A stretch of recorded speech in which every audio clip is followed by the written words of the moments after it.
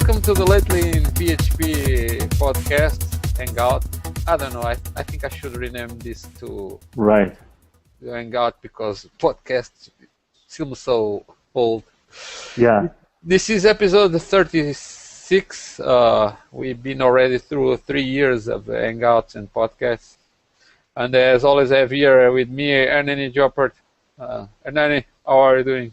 Hello, folks. I'm doing great. Hello, Manuel. Glad to be here as usual. Sometimes somebody has to fill in for you, but yeah, okay, it's as usual. But when I'm here, I'm very glad to be. Okay, that's great. Well, today we are having a sort of a late hangout. I've been busy by the end of the last month, so I was not able to record. But finally, we are recording this hangout. And as always, we have several interesting topics to talk about. I'm going to start by the usual batch of topics, things that have been happening in the PHP world. Let me pick the right window to screen share. Okay. Can you see this correctly? Ernani? Oh yes, I had myself on mute here. Yes, if you can just increase the font a little. Yeah. Okay, I have to increase the font in the correct window. Because I increased the font on the Hangout window, and that's why. Okay, I think now it's much more visible. And we had the regular updates on PHP. There were actually 2 updates for PHP 5.4 and 5.3. And if you go here to the change logs page, you can see this has been mostly a release with some bug fixes. I personally did not find anything worth noticing with more attention than usual. Anyway, there were a couple of PHP 5.4 releases, and as well PHP 5.3. And nothing special to comment about this, but it's always worth for people to pay attention to see if there are any outstanding bugs that were fixed that affect their applications. And well, other than that, I'm going also to move on to other topics. Namely, talking now about PHP 5.5 that started its own release candidates, so it's no longer in beta. Well, I have not noticed anything that I could mention about these release candidate versions. They are just iterations on features, on the PHP 5.4 features that will be available, and they are being tested and to see if they pass as much as possible the tests, so the final version is not so buggy. There are actually 3 release candidate versions already in the latest weeks. I think the release of PHP 5.5 is imminent. So whoever is anxious about PHP 5.5 may be very eager to see this release out and should pay attention to the next days. Probably by the time this Hangout is published, the PHP 5.5 is already released, well, we'll see. Ernani, are you eager to see the PHP 5.5 release out? I don't use PHP 5. I don't have any practical need to have this updated. But it's nice to see that PHP is growing their release tags. It means that some frameworks, or there are particularities that may require users to update it. Yeah. Well, me neither, and I think we sort of fit in the vast majority of the people that will wait for the official final version to come out to even consider testing. Even those that really want to use it, they will probably wait for it to be released, the final version, Right. and they will not even bother with any beta or release candidate releases. But well, it's always useful, at least for the core developers that are concerned with any bugs, that if you can help testing these releases and eventually find any outstanding bugs, you report them before the final version is out. There is always this appeal for people to collaborate, but what happens in practice, as we have always seen, is that everybody tends to wait for the final version, and then there is a great amount of bugs being reported because people finally start testing it for real. And okay, that's okay. Meanwhile, there is already people trying to propose new features for future PHP releases, because obviously the PHP 5.5 version features list is closed, and I found an interesting proposal for an eventual PHP 5.6 release. This one here that I'm showing is from Remy Kolev, and it is from the email address. It seems to be from the Fedora project. Anyway, the actual proposal is basically a patch to the JSON encoding and decoding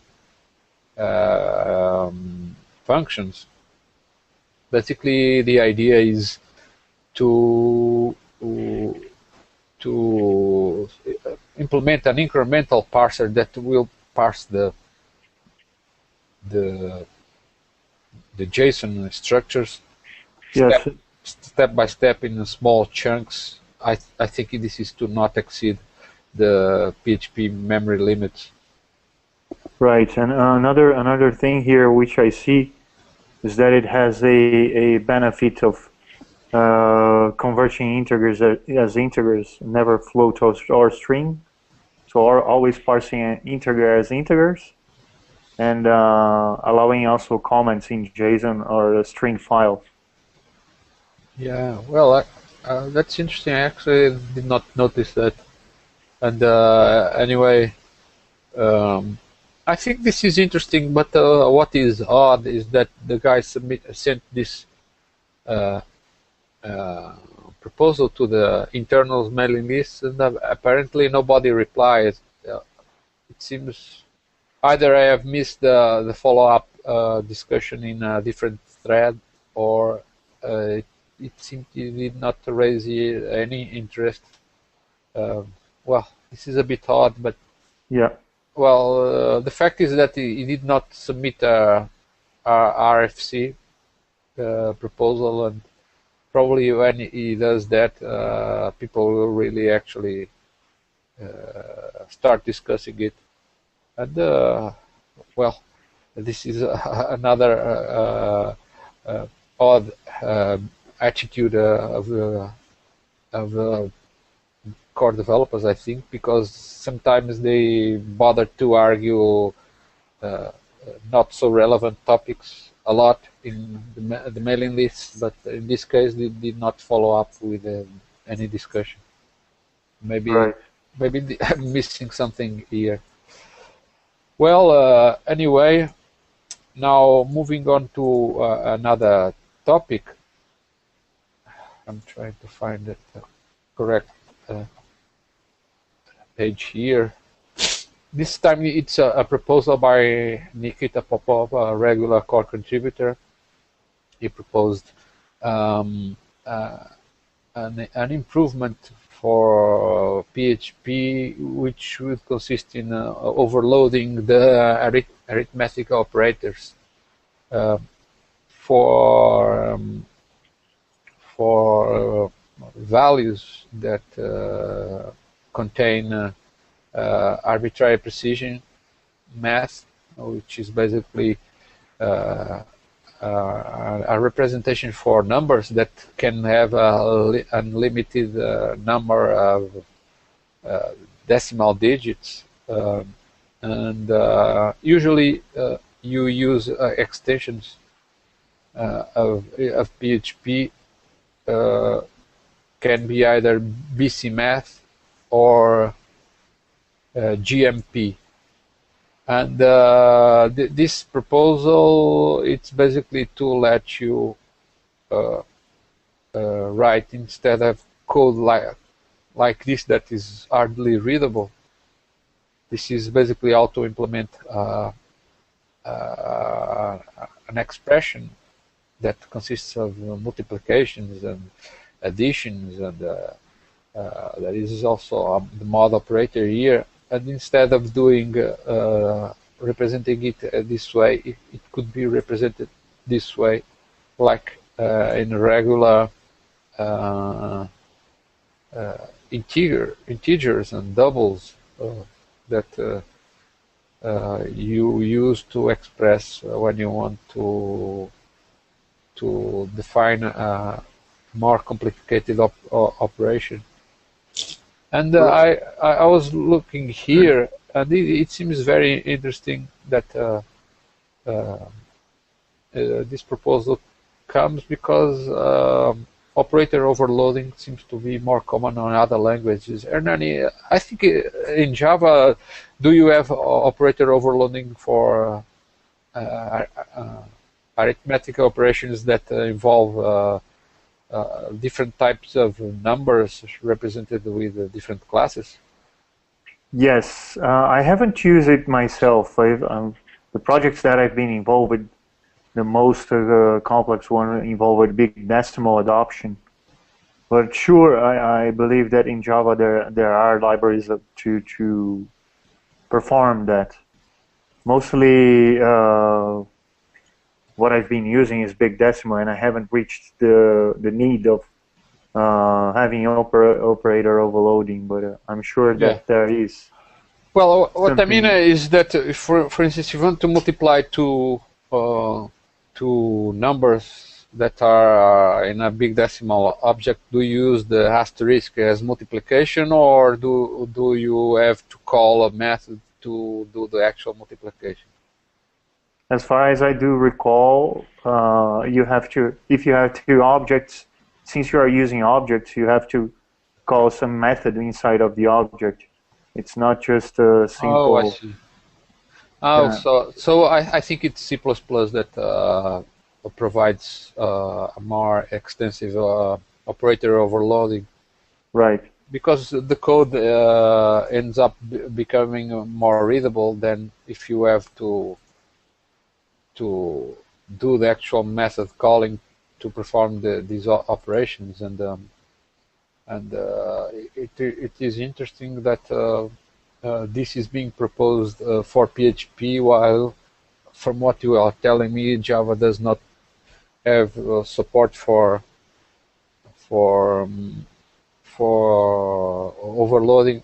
But I think, for instance, one thing that I wonder if you can clarify, for instance, when you have two integer objects, not integer native values in Java, if you want to multiply them, do you use the asterisk, or do you have to call some method? Oh, integers, if you're talking integers, you have to work with the objects. and you can pass two int values, which are primitives, and they will wrap it up. But the methods require you to pass either ints or integers. So it may have overloading methods, but not an operator overloading. No, I mean, for instance, if you want to, let me show you the expression here. Imagine in the situation that I have two int values, because when you're coding, you're passing an integer, and it's a dynamic value. Somebody sets the value before. Yeah. So then you can't multiply. You just have to wrap it into primitives if you want to do it in code, or sometimes you have to multiply it by a specific method. Yeah. For instance, here this is how it is done currently in PHP. So if you want to multiply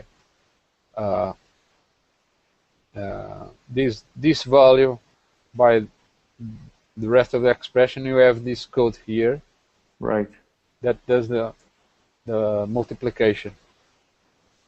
So if these values are integers, you can just do this way. But right, that's not possible in Java. I mean, if you have two... Out of the blue, my computer just mutes myself. So yes, when you have two equal objects, you have to call a operation. You can sum, you can multiply, you can divide. But in the case of a code itself, like if you're stating 10 times 10, then they are considered int values. But if you want to perform operations with an integer, you have to wrap it in int values before you can multiply it. Oh, it's really bureaucratic programming. Okay, I'm not surprised. I don't have it fresh on my mind, but I'm almost sure that you can't. Yeah. If you have integers, you may be able to do that, but I don't recall it. It's not fresh on my mind right now. Right. Well, I know Java tends to be bureaucratic, but for simple operations, I suspect that it's not that bad. No, it's not the worst case scenario. No, there are worse things in the Java world. Yeah. Well, anyway, moving on with the next topic, which is probably related with the languages. Last month, Google announced finally, after many years of people begging for them to support PHP in their cloud hosting platform, AppEngine, they finally added support to PHP. And well, personally, I do not expect this from them anymore, because it has been 5 years, and since they launched this platform and the AppEngine, and the top #1 feature request that they had in their feature tracking, bug tracking system was to support PHP, and they finally did it. And this was one of the surprises, and they announced it in the Google I/O, and it was very interesting, not just because they started supporting PHP, but because they justified it saying that PHP as 75% of the market of websites. I mean, they are saying that PHP is in 75% of the websites that they crawl. I think they mean the public websites, because they can't crawl sites that are in intranets that are behind firewalls. So this is interesting. It's quite a revelation, because we PHP developers were really not aware of how far PHP was leading or lagging, because for the last years I have been reading lots of people saying that PHP is dying and all this and that, and what we can see from this revelation from Google is that it's quite the opposite. PHP is more alive than ever. Ernani, did you follow up this announcement? What were your impressions about it? Oh yes, I was really happy. It was a discussion we've had back in the past that we wanted to see PHP and AppEngine, but I haven't had the time yet to check it out, the details. But it's for sure a huge milestone for Google, and I bet that the amount of adoption on their platform will substantially increase, given that we have WordPress applications, we have Magento, we have several other open source solutions that people implement everywhere, and benefiting from the Google architecture, it should be a great milestone for Google. Yes, it's interesting that you said it's a great milestone for Google, not a great milestone for PHP. And, oh yeah. Well, I quite agree that this was a more important announcement for Google than for PHP itself. I totally agree. Because first, PHP developers are not exactly in a sort of competition. PHP is just a tool; it's a language. As I tried to express in this article, language are tools, not religions. You may have a favorite language, but that does not mean that you need to start campaigning against other languages, as we've seen lots of people that prefer other languages, Python, Ruby, Java, C#, whatever. And because PHP is quite dominant, at least on the web, they sort it seems they feel they are in the shadow of PHP, and their favorite languages never get the attention that they would like. And well, anyway, this revelation was interesting. Many people were very happy with this revelation from the repercussion that I noticed to this article. And it is interesting also to notice that Google was quite discreet announcing this support of PHP in AppEngine.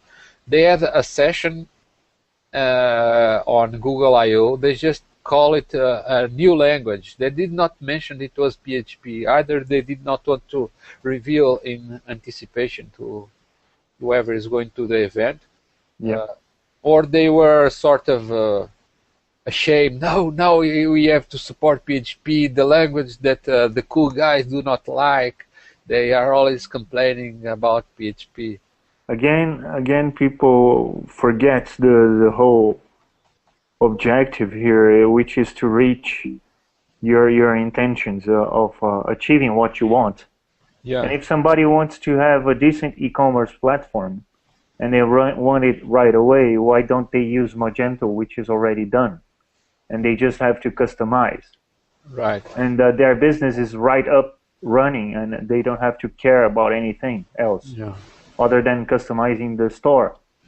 So in the sense of knowing what you want and knowing how to get what you want is the main situation here. Yeah. And it seems that developers are still willing to implement their knowledge, their development knowledge, and they want to be purist about something, but they forget the main objective, which is to establish a working business which pays their bills and pays their salaries. Yeah. And that's the main goal. Other things comes after, which is design patterns. It's something nice to have, but it's not what will make your business work. In the end, it doesn't matter how your application is looking at it looks. If it is profitable and it achieves their goal, which is make customers happy and make more customers available, then you're succeeding.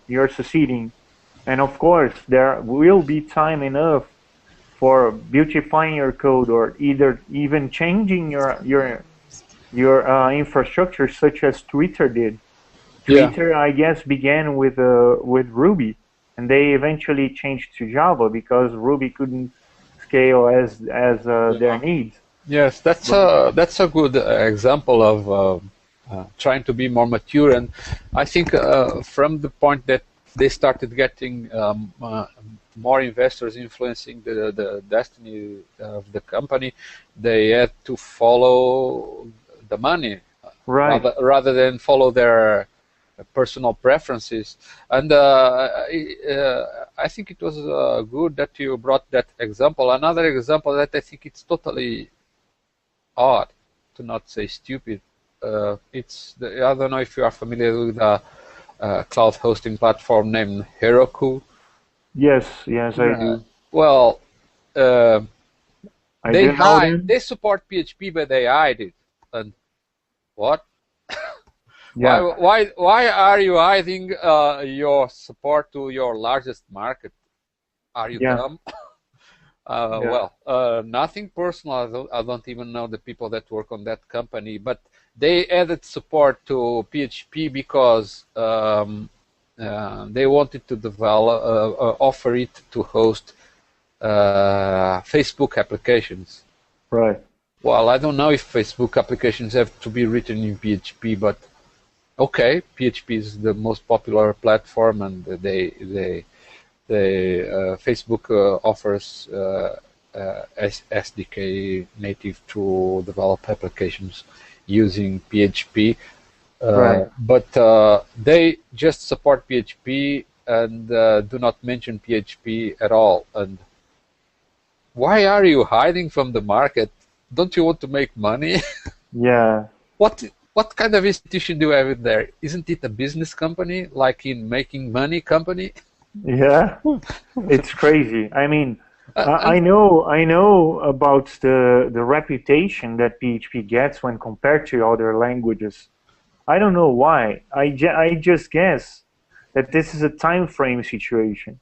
Since PHP came back in the past, and it's a very old in the sense of timeline, to be known as a language, as a web development platform, and it gets that drama of being a node.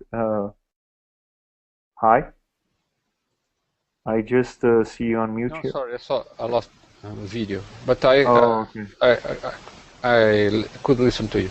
Technical issues. Okay, no problem. Yes, the only thing is that I guess just because PHP is older than those other languages, it has this kind of bad karma that people tries to figure it out. And PHP has been proven to be such as useful as Ruby on Rails because it has Cake PHP, which does exactly the same as Rails does. Yeah. And people just want to learn something new. And they believe that they already know PHP enough, so they want to move along.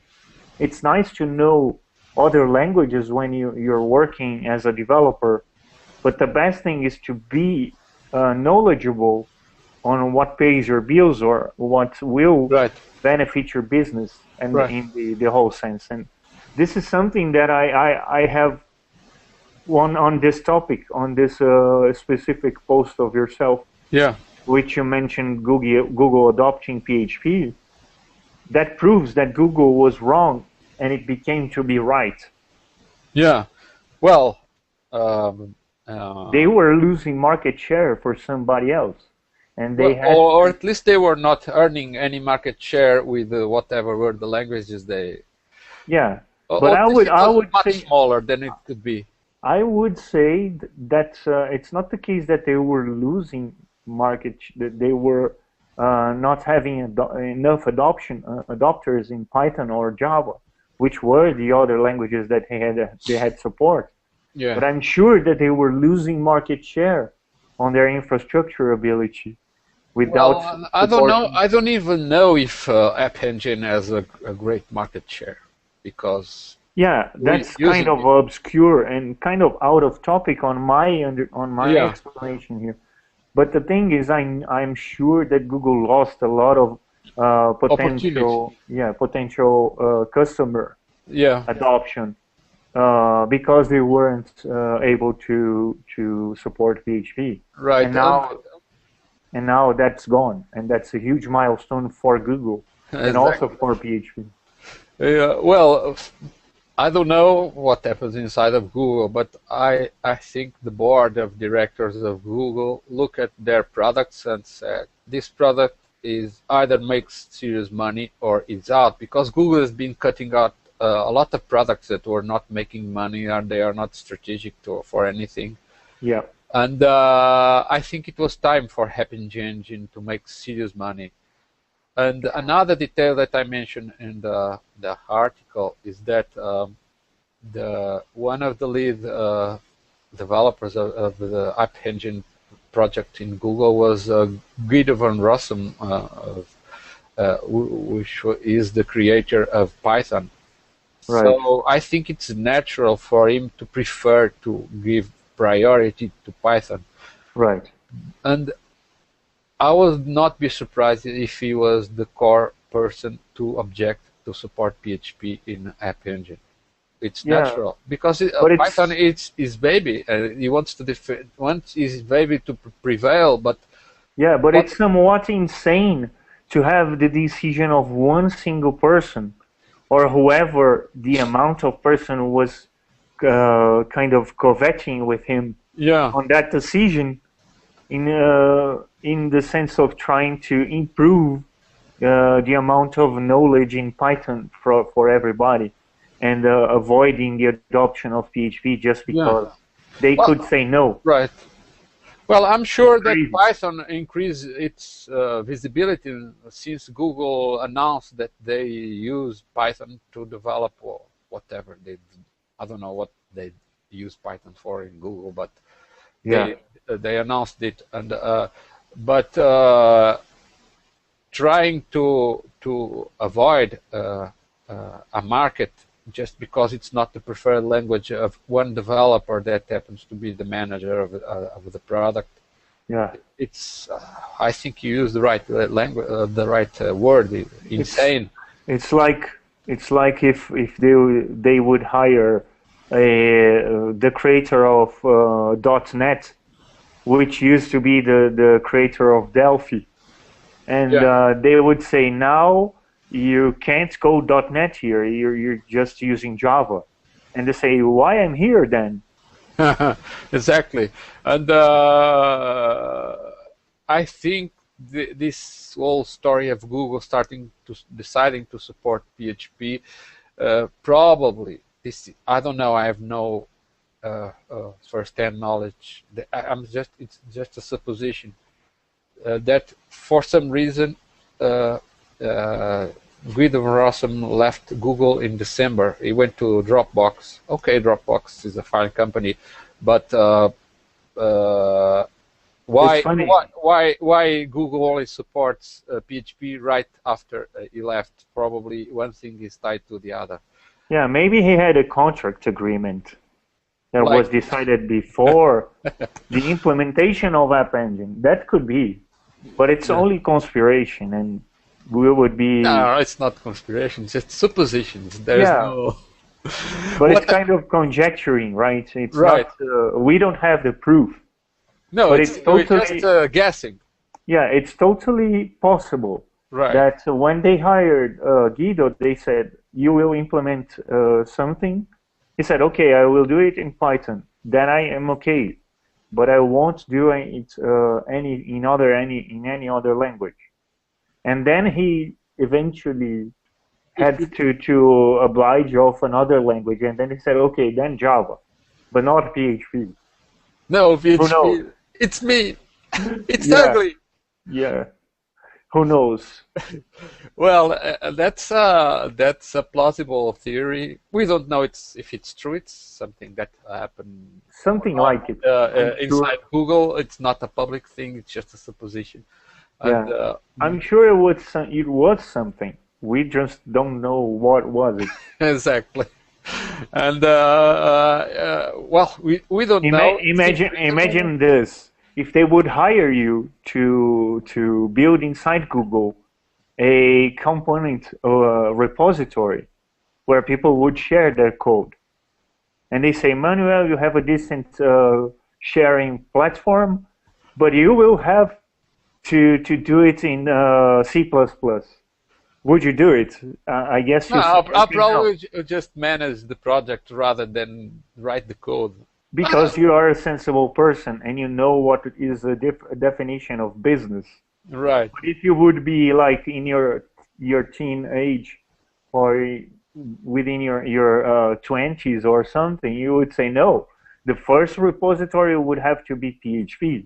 Right. Because you have an emotional involvement with your project, and right. That's the key thing. I'm also not the creator of PHP, which is quite a good difference between me and Guido van Rossum. Yeah, but but since I already gave an example, and you have a PHP classes repository, which are PHP components, and Google wants to build their own code repository, even though it was an internal solution for their own developers, not something meant to be public.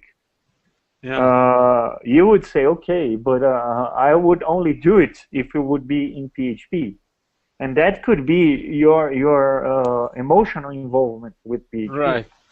But well, I think it would make more sense to ask Rasmus, develop this product here, but not in PHP. Are you kidding me? Maybe if it was C, then he would accept it, but who knows? Yeah, well, anyway, this is an interesting episode, and yeah, it had a lot of repercussion because, well, I think the PHP classes site had a record audience in that day. When I posted that, because people were very happy. I mean, PHP developers were very happy with this announcement. More the fact that Google announced that PHP is implemented in 75% of the sites than the actual support of AppEngine, because the AppEngine itself it is still a limited platform, like many other cloud hosting platforms. They are not exactly the same as implementing PHP on a regular hosting platform. And it is interesting to notice that. And actually, I have even tried to enumerate some. Oh, by the way, I just wanted to make a small adjourn here, which is to clarify the question that you had just before about the Java precision calculation. And I have found a snippet while we were talking about another subjects, and I just wanted to screen share this just before we move away from this topic. Let me see here. Yeah, I have Sublime Text here. Can you hear me? For some reason, oh, now it's okay. So that is how you would, let's put it this way, multiply a decimal value, which here is something like quantity and price. Oh, that's ugly.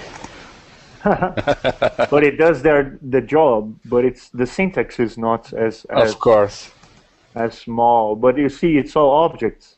And if you would have to make calculations here, you would probably convert it to primitives, which is int, double, float, etc. Yeah. If you have a pain in one finger, and you want to stop the pain in that finger, you can cut off your arm, and it will stop the pain in the finger. You lose your arm, but it's okay. It will stop the... Well, anyway, back to the topic that I was commenting before, Right. Regarding the actual features of... okay. I was trying to find the actual window for screen sharing again. Google made some changes to the Hangouts platform now. We have to wonder a lot, where is everything? Oh yeah, it's just like Facebook. They released a new UI. Just Oh, they are pivoting. yeah. For some reason, they want to have more UI. Yeah, they have watched one of those courses on lean programming, on lean startup development. Oh no, you are pivoting. No, they are iterating. Iterating. No, sometimes it's pivoting because it's totally different, and you get totally lost in how to find everything. Anyway, back to the topic here. I have mentioned some advantages of using PHP in this app engine as solution for hosting. There are some advantages here that some are very interesting, like having virtually infinite scalability. You can just drop your application there, and if you have a demand for more servers, it automatically will scale them. Well, at least that's the way I perceive it to work. Is there any possibility for PHP classes to be hosted in that particular infrastructure? Well, that will get me to the limitations. Let me get there, so you can realize, you can have the answer to that question. Yeah. There are other interesting features, like they have provided, I think, emulation for memcache servers. So you can have, for instance, session data of PHP be stored in memcache the server, and it gets stored in their I don't know what is the exact name they give it in the app engine, which is would be big data. No value. Key value pair. Key value pair storage, and they probably have a different name. I forgot for that. And with that, you could have your sessions distributed. This is very important, because if your application is being hosted in a platform that is clustered, every different request may be served by a different server. So you could not use local files as to store session data as you use regularly in a single hosted environment. And you can't even pass the PHP session ID on the URL, because it's a huge issue. Yeah, well, I don't think that will make a difference. I'm not sure what you mean. No, I mean, you have to propagate the session throughout the whole cluster. Oh, but, I mean, the URL. Well, yeah, I don't think if you use the query string. No, I don't think so, because session IDs are passed with cookies, as long as the server has the same URL, even if it is a cluster. Right. The same domain, the cookies are sent to the different servers, whatever they are. Right, but on the file system of those servers, it would have to be replicated somehow, right? Right, that's something that you cannot do anymore in this app engine environment, which is to access local files. You have to store them in their somewhere else. Their cloud storage service. Right. Whatever is the name. They also support test queues, which you probably would be able to implement with some other queue manager service, but they have their own in App Engine. And now to the disadvantage, as I mentioned, there is no access to the local file system.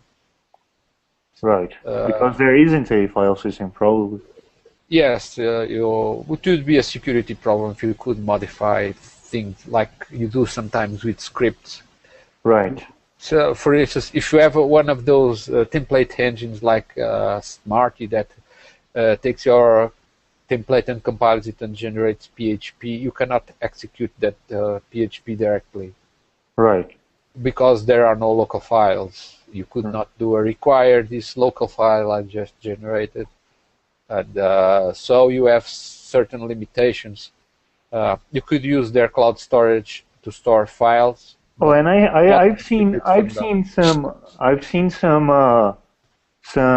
examples of libraries in Java for Google AppEngine that wraps a file system inside of the cloud storage of Google. But that's what Google does for PHP. Right. They have a new stream handler. Oh, I see. For instance, if you want to access remote files in HTTP servers, you put HTTP : the domain and so on for the URL of the actual file you want to retrieve. And for their cloud services, they have added a built-in stream handler that you can access files instead of like file column. Right. 3 slashes, it's something like Google Cloud column 3 slashes. Yes, they have a specific stream handler. It has a name, I forgot what is the exact name, but you just check the documentation. Anyway, this is interesting because you can use all the functions that you have in PHP to access files: fopen, fget, contents, fstore. Oh, that's nice. The only thing you cannot do is to include a PHP script. So you cannot execute a file that you have just stored in the. You can do a require for a file that is in your project, but you have previously uploaded it, and the system knows where is the file. Oh, I see. It doesn't matter. It is in their cloud. It's abstracted. You don't have to be bothered with the actual path. But I see a lot of great ideas coming through for PHP classes contributors here. Yeah. Maybe an abstraction class for local file system handling. With just a small configuration, you would be able to change your Smarty template engine. Right. Well, the solution that I propose here is to, instead of using the require command, you just do file get contents and then use eval. Oh, I see. To execute the actual code. So it will work, but you have to do that change. And another thing that I mentioned is that, for instance, applications that self-update like WordPress, when you have an upgrade, you can download the upgrade and install it. You cannot do it with the traditional process of downloading the file and just executing the.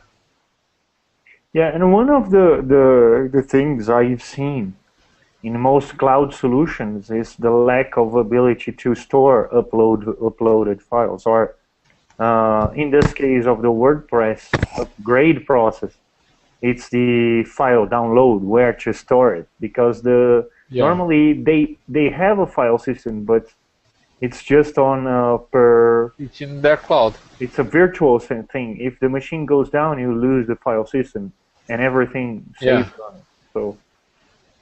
Well, this is all tied to their cloud system, so your temporary downloaded files will be available from there.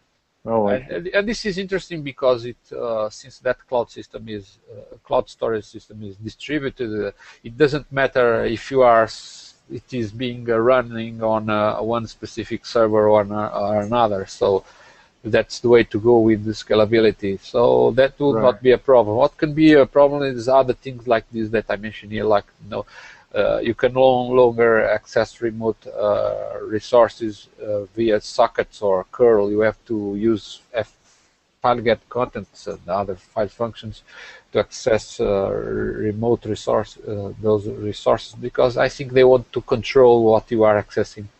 Oh, I see. To the outside, and they did not provide alternatives to the kernel. Both Google and NSA, right? That would lead to another off-topic discussion. Yeah, no, I just wanted to make that joke. I had to. I know you've been dying to plug that the whole story of the U.S. government tapping on the communications. Yeah. But that will be a totally unrelated topic with PHP. Oh yeah. Yeah. Well, anyway, there are some limitations, and some of them there were some comments about workarounds, things that you do different, but you can still do them. So, to your question, whether you'd be able to run PHP classes on AppEngine, I think it would be possible with lots of changes. Oh, I see. Nothing serious, but would be a good amount of work to. And it doesn't in this issue, the sense of business. You have more important things to do, just to stop your current efforts on improving PHP classes than migrating it. And it, for the business, in the case of the business sense, it matters to you to improve PHP classes other than changing it to a nice architecture, let's put it this way. And that comes back to that whole dilemma of having the best language, and you don't get the sense of business development. And talking about that, there are other cloud hosting platforms that support PHP better with less limitations. So Google, all these 5 years that Google been delaying to support PHP, was time that was lost. It could support for PHP could be even better, but okay, they are a wealthy company now. They just hire more developers to run faster after that lost market. Yeah. Yeah. Well. Anyway, let's look on this for the future. Yeah, let's see how it goes.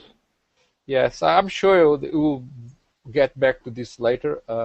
The rest of the article is about what you have talked before about this. Whoever won the platform war, rather than PHP, it was not. Just PHP. It was also MySQL, which AppEngine supports it as a wrapper. So you use the same functions of MySQL, but it's not really MySQL. And I'm sure the underlying platform there, although they did not disclose it, it's some flavor of Linux. Oh yeah. I'm probably a custom one. Google Linux. Oh yeah. And well, basically about this topic, it is very interesting. We could even say much more things, but we need to move on. And I just wanted to congratulate the PHP community as a whole, because intentionally or not, the success of PHP is a result of lots of people collaborating in many forms. For instance, PHP Class Society is a result of a collaboration of many developers. Just to talk about those that submit classes, it's now over 3,500 contributors, and there are many other people that contribute to the site indirectly, and they are not even a part of those that also contribute classes. And the site is now reaching 1,200,000 registered users. Certainly not all of those are active, but those are all people that participate in this huge community. Other than that, one key software that was very determinant to the success of PHP, I'm sure that it was WordPress. As I mentioned in the article, although I don't use it in my projects, not because I don't like it, but because I developed totally my own software. I reckon that WordPress is very successful. Ernani, I don't know if you have used WordPress in your projects. Yeah, I've helped several friends to implement WordPress, and it's a no-brainer in the sense of having something working, and it brings the business to life in such a quick time frame. And I guess that if you would have to implement, if you would be beginning PHP classes today, you would probably consider to use WordPress for some reason. Lots of people start sites from blogs. That's a good reason to start with WordPress. Although PHP classes was not exactly a blog, now it has a blog. It is built on its own platform. Right. But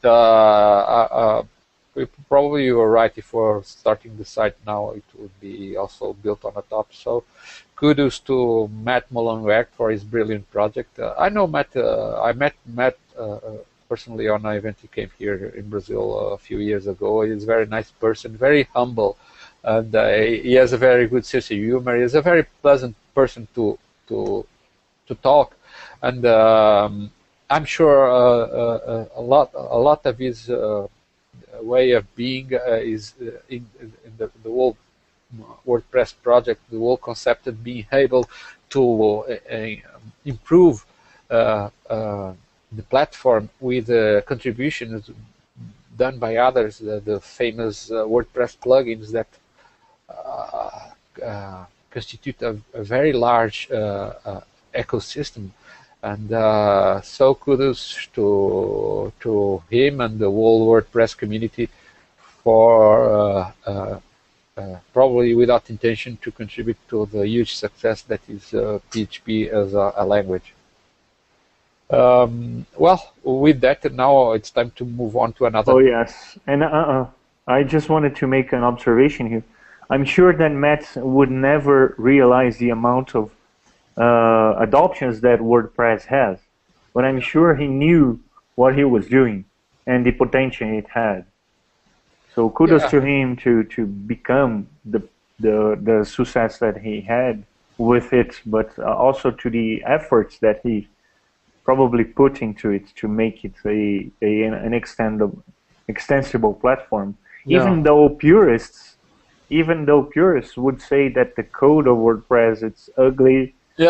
And it's in PHP and blah blah blah, yada yada yada. But it's even funny that even inside the PHP community, some of those that complain about your coding style is ugly, this and that, but in the end they have their own blogs on top of WordPress. Yeah. What we're going to say about that? Nothing. Just silly complaints. Just play the sad trombone. Why bother? Well, anyway, moving on to the next topic because we need to rush here. This very interesting topics that we have decided, but we need to move on. There is an article here that I wanted to talk about that I also published this month. Let me screen share it here. Hopefully it works. Okay, let's increase the font. Basically, it's an article that I decided to write, also in part because of this previous article on the AppEngine. And I mentioned something about tracking the PHP error logs, because no matter how much you try to test your code, you will always ship code that is buggy, and you have to determine where your bugs are and fix them as soon as possible. So this article is actually a part of the blog that is associated to a package that I developed some years ago named Log Watcher, and it is meant to monitor log files in general, not specifically PHP log, error log files. But you can configure PHP to log all errors that happen at runtime to a file, and you can use this class, for instance, starting a script from the cron as a cron job, and it can take a look at any new log lines that are headed to the error log and send them by email to your address, so you can realize that there are some bugs that are causing some errors, some warnings that you should fix as soon as possible. And throughout this article, I give sort of checklist, things that you should do to prevent, or at least minimize, the amount of bugs that you ship in production. And if you have bugs, try to fix them as soon as possible using this class, as I suggest here, which is basically all these are things that I call defensive programming practices, or what you can do to defend yourself or your own mistakes that may cause bugs. And in this article, I have give a lot of information. The more experienced developers certainly are familiar with these practices, at least most of them. And I am sure that many less experienced developers were not aware of these, and I hope they have learned and they have started putting these practices in use to make their projects more robust, better, more bug-free, and overall improve the quality of their projects. Ernani, I don't know if you have read this article in full. Did you follow any or at least a good part of these practices?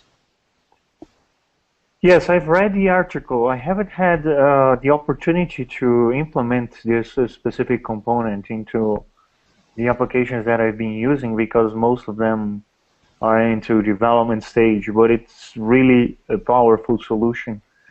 Even though if you have restrictions under the deployment environment that you have your application setting to, shared environments normally have PHP limitations or safe mode restrictions. Yeah, sometimes you cannot even have access to error log files, so probably are having errors and you don't know about them because the hosting company does not feel it is important for you to have access to error logs. And until they decide to be assistive to you, it's like insane, and you're taking forever to be achieving your goals. And I'm sure that it saved a lot of effort for other developers around the world. Yeah.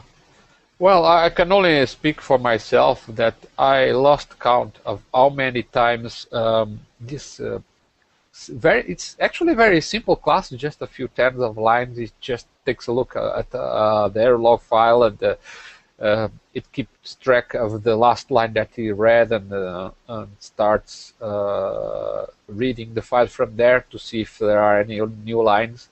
And what it does is very simple, but the effect, the benefit of using it has been amazing, because I was able to track bugs that if I left them open for a long while, they could cause me enormous damage that would be very hard to undo. Yeah. And since we are already knowledgeable on the lean situation, there's always room for iteration, and the best way to iterate is to see your error logs. That's the basic of software development. Not just iterate, but iterate as fast as possible. Oh yeah, for sure. Yeah. So the sooner you have the information that something went wrong with your application, and going to the roots of the error sometimes is the best way to identify what is causing it. Yeah. Because there are such errors where you can't really tell until you go to the error log and be aware of what is going on. Right, and this is has been very useful, and I hope other developers can also take a look. And well, if they do not have to specifically use discuss, but at least use whatever are the means that you have at your disposition to monitor your errors, and keep in mind that no matter how much, even if you use the so-called test-driven development, that you start from tests and all your code is tested from the beginning, and you have 100% coverage of your code, that will not prevent all bugs to creep in your system in production. So there is not a developer that is too perfect to write 100% perfect code that will make it 100% bug free. So you can always benefit from these practices. Maybe Linux wouldn't need this, but yeah. No, Linux certainly does not need this because it doesn't use PHP, I think. You know, I mean, somebody like Linus wouldn't require such efforts because he wouldn't maybe do kernel maps and be aware of the situation. Use something else. Yeah, but I've heard back in the past, just a curious history here, that the creator of the LaTeX scripting language, which generates decent Ghost script files, have never produced a bug before, and just out of curiosity. You're right. And you believe that, right? No, it's just a case of trying to be as perfect as he was.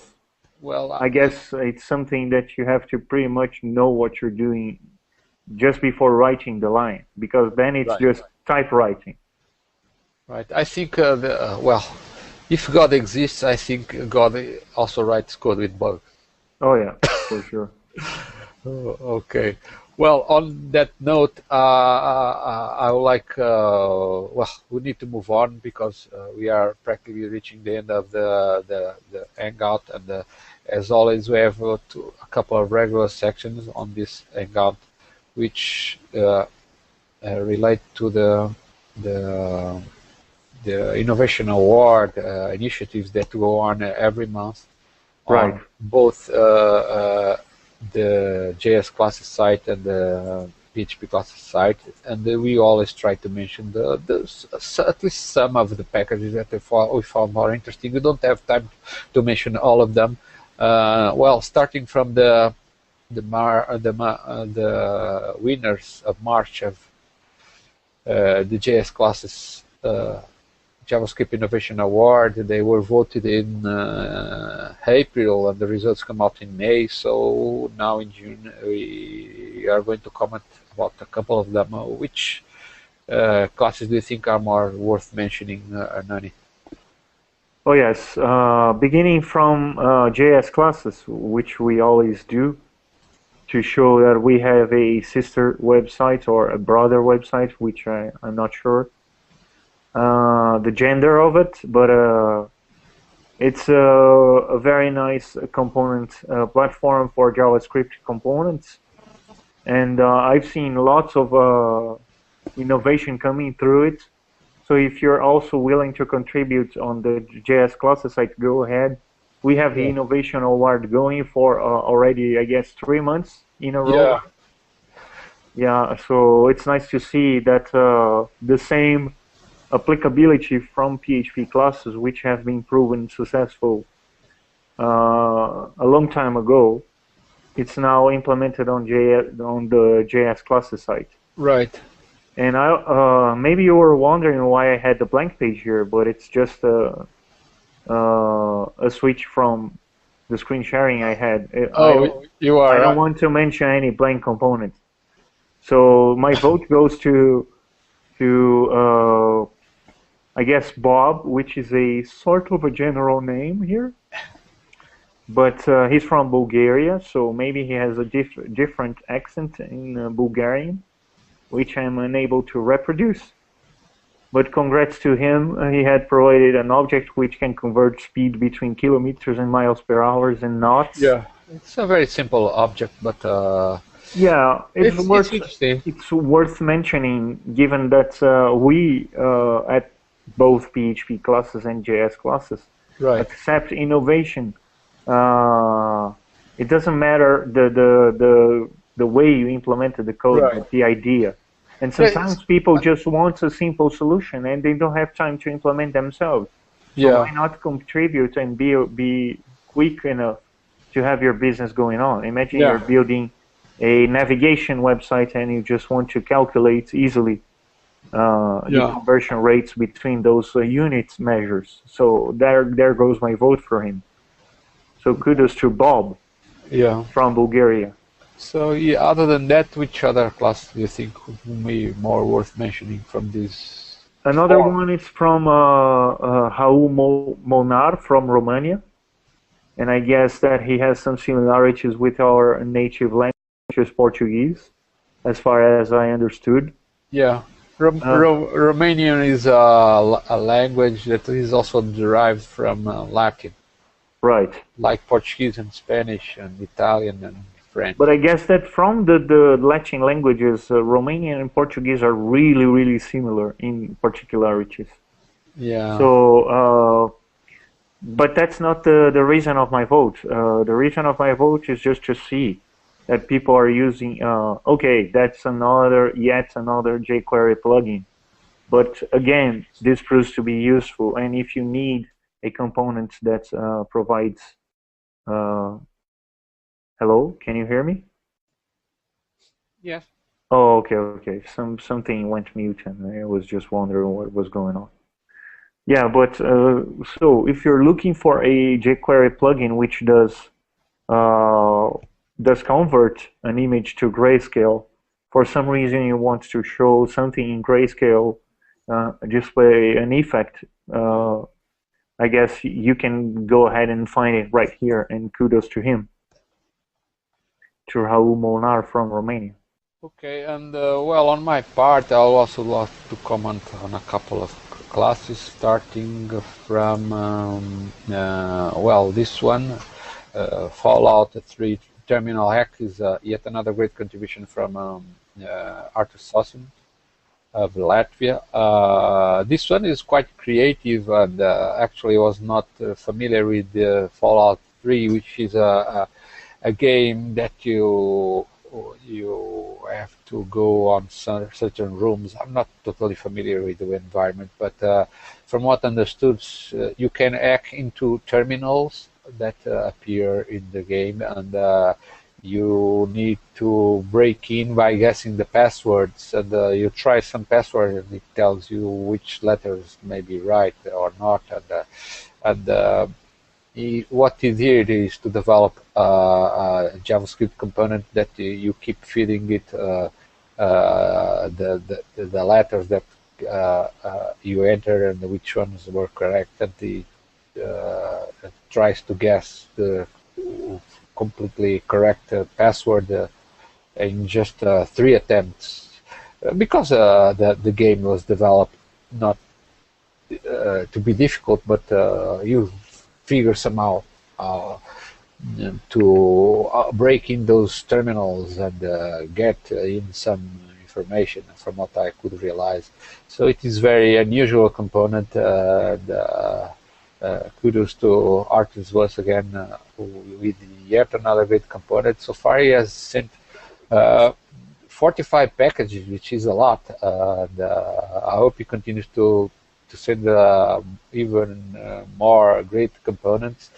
And now, other than that, I also want to mention another component, this time by Javier Camelis from Argentina.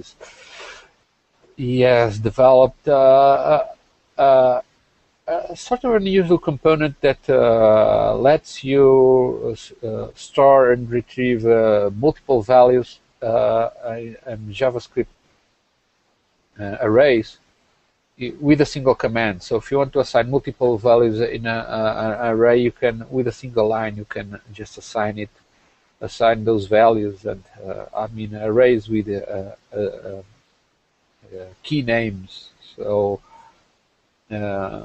you can assign them all at once. I think in PHP you can do that, but only for initialization. You can initialize an array with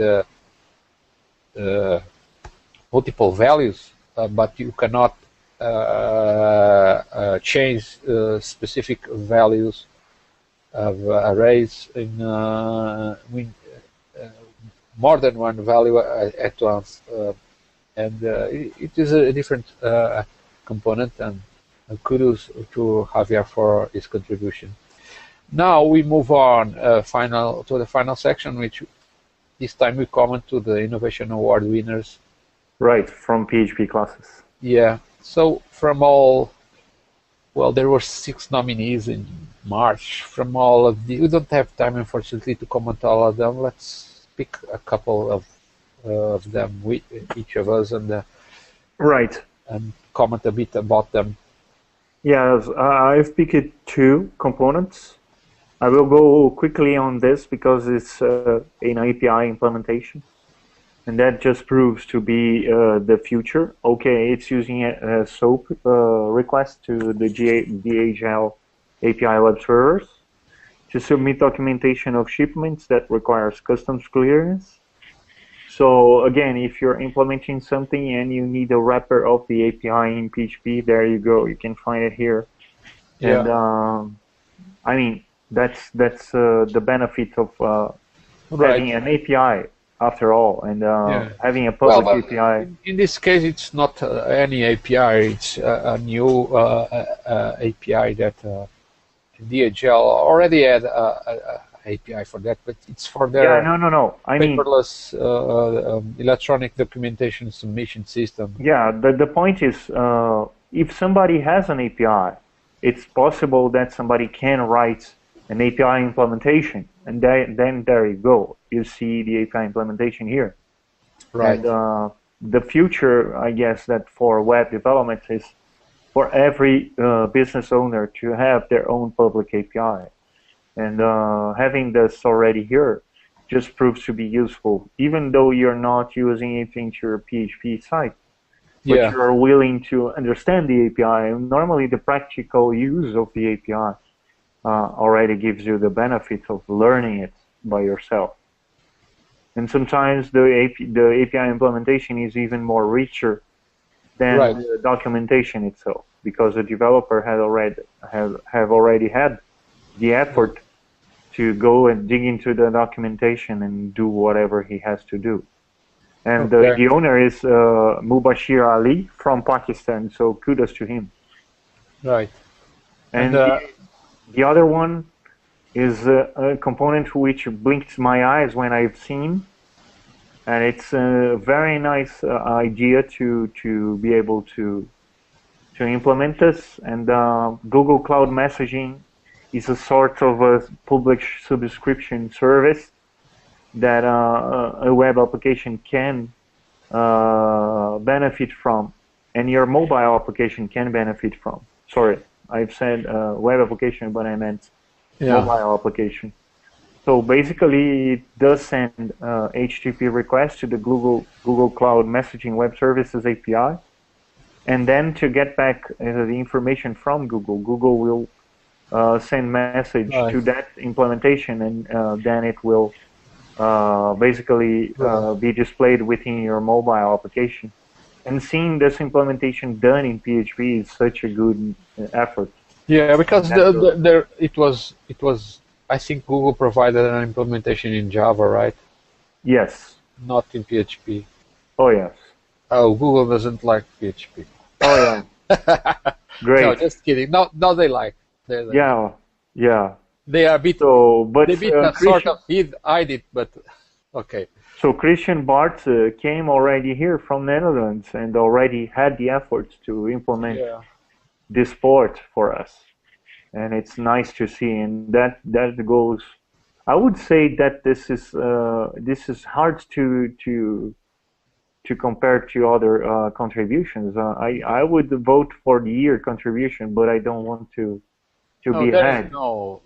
no year. Yeah, but if in terms of classes, just in terms of authors.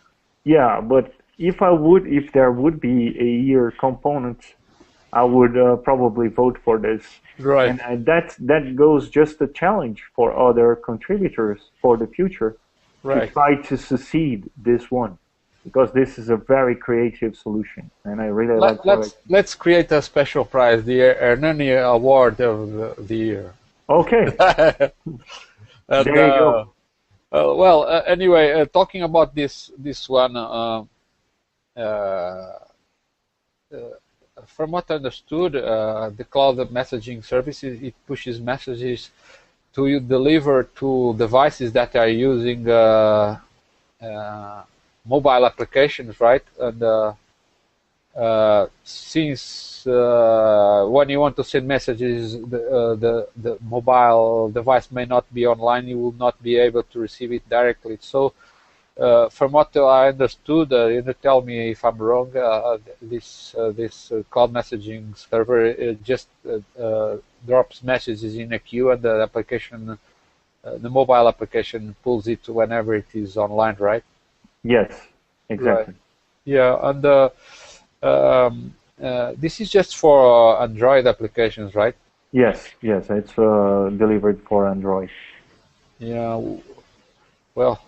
Maybe it could be used in an iOS application if you probably want to unify it. Yeah. But then you would probably have to implement a GCM implementation for iOS, or probably there is already a component somewhere else. Because it's interesting, because this platform is free, right? Yeah. To use it for applications. Yeah. Do you think it will be free forever, or just maybe Google just giving it away for now? No, I would say it would be free forever, because or maybe if you have a large volume of messages, you probably need to start paying. Yeah, I would say that goes against the probably the power of Android in order to provide rich notifications. Because all these services cost money to Google to provide. Oh yeah.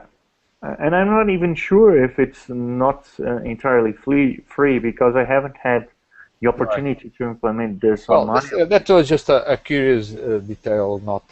But I'd say that if something gets paid just to deliver notifications, then it would go against the idea of providing a decent mobile framework.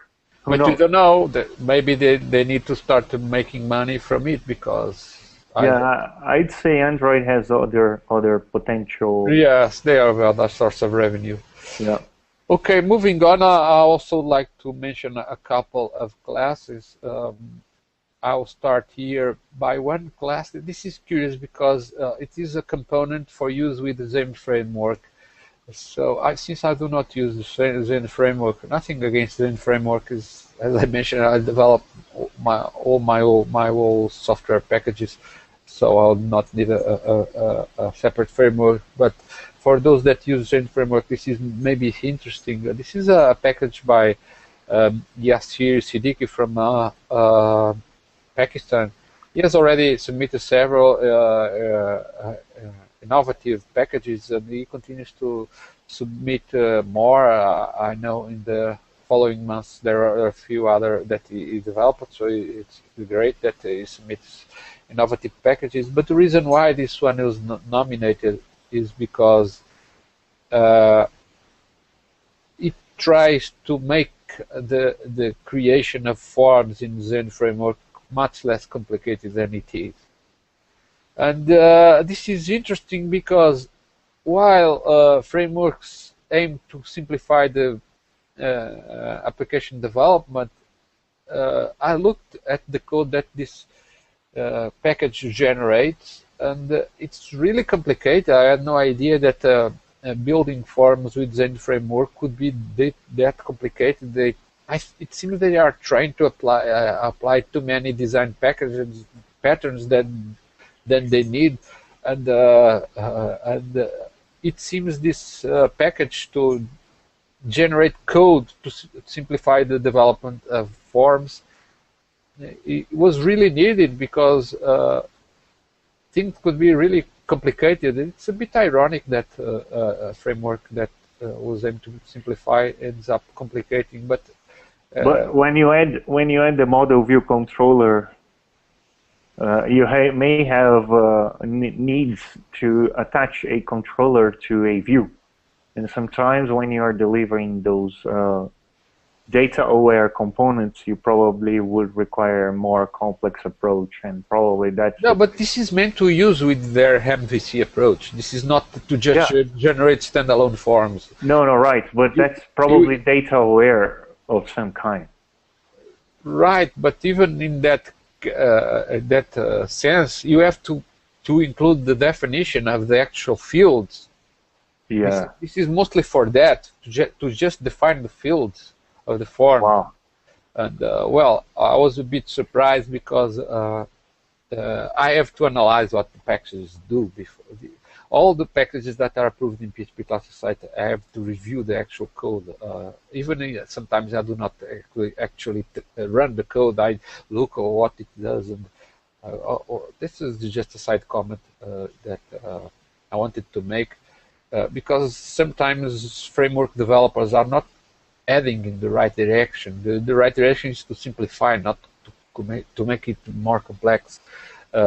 Well, anyway, there are different versions of the Zen framework. I don't know if this is for the Zen framework 1 or 2, and probably more recent versions are less complicated.